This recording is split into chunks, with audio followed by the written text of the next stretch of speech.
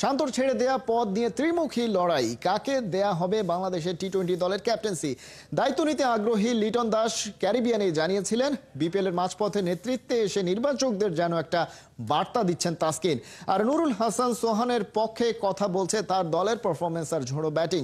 কে কার চেয়ে এগিয়ে চট্টগ্রাম থেকে সেটাই জানাচ্ছেন সাইফুল রূপক। টি-20-র ভার ছেড়ে হালকা হলেন শান্ত। ছোট ফরম্যাটের বড় দায়িত্ব কার কাঁধে যাচ্ছে? ত্রিমুখী লড়াই লিটন, তাসকিন আর সোহানের মাঝে। এই রেসে কে ফেভারিট? সবশেষ সিরিজে লিটনের কাপ্তানিতে ক্যারিবিয়ানদের হোয়াইট ওয়াশ করে বাংলাদেশ। দল চালানোর তরিকা অনেককেই মুগ্ধ করেছে, যদিও ব্যাট হাতে একেবারেই সাদামাটা ছিলেন এলকেডি। বিপিএলে ক্যাপ্টেন্সির দায়িত্বে নেই, চাপমুক্ত খেলে ছন্দে ফিরেছেন। তবে কি কাপ্তানি না করলে কিপিং আর ব্যাটিংয়ে মনোযোগ বাড়ে লিটন দাসের? ক্যাপ্টেন্সির আলোচনায় তাসকিনও। গেল বছরের টি-20 বিশ্বকাপে ছিলেন দলের সহ অধিনায়ক। বিপিএলে রাজশাহীর সবশেষ ম্যাচেও নেতৃত্ব দিয়েছেন। 3 ফরম্যাটেই বাংলাদেশকে প্রতিনিধিত্ব করছেন। ওয়ার্কলোড ম্যানেজমেন্ট ইস্যু তো আছেই, সাথে ক্যাপ্টেন্সির চাপ কি নিতে পারবেন ঢাকা এক্সপ্রেস? মাঠের অলরাউন্ডার আমি, আর ঘরের allrounder Tylox. Tylox toilet cleaner, clean মানেই টাইলক্স। থার্ড অপশন ঘরোয়া ক্রিকেটের হটকেক নুরুল হাসান সোহান। 2022-এর সবশেষ খেলেছেন আন্তর্জাতিক টি-20। সেই বিশ্বকাপে সোহান ছিলেন সাকিবের ডেপুটি।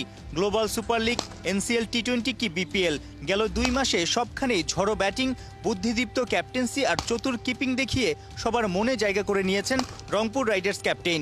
ভাবনায় ফেলছেন জাতীয় দলের নির্বাচকদেরও। তো অনেকদিন ন্যাশনাল টিমের বাইরে আছি, নিজে ভালো পারফর্ম করে আমার কাছে মনে হয় যে ন্যাশনাল টিমে ব্যাক করাটা অবশ্যই চাবো মন থেকে, যাতে নিজের সেরাটা দিয়ে আবার ব্যাক করতে পারি। আর যদি আপনাকে এরকম বড় দায়িত্ব দেওয়া হয়, ক্যাপ্টেন্সি রোল, সেটাও তো আপনি নিশ্চয়ই চ্যালেঞ্জটা নিতে চাইবেন। না, অবভিয়াসলি দেখেন, এটা আমার কাছে মনে হয় যে ওইভাবে আসলে চিন্তা করতেছি না, but at the same time আমার কাছে মনে হয় এটা চ্যালেঞ্জের জিনিস, বাট আমি অবভিয়াসলি সবসময় চ্যালেঞ্জটা এনজয় করি।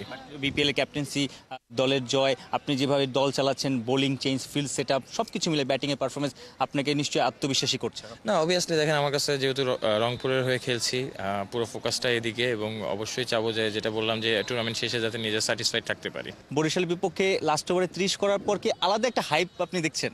না, অবভিয়াসলি দেখেন, আমার কাছে মনে হয় যে সবসময় টিমের জন্য কন্ট্রিবিউট করতে চাই। মিডল বা লোয়ার মিডল অর্ডারে আমরা দেখেছি এনসিএল টি-20-তে, আমরা দেখছি বিপিএল টি-20-তে যখন দলের প্রয়োজন আপনি 150, 200, 250 স্ট্রাইক রেটে ব্যাটিং করতে পারেন।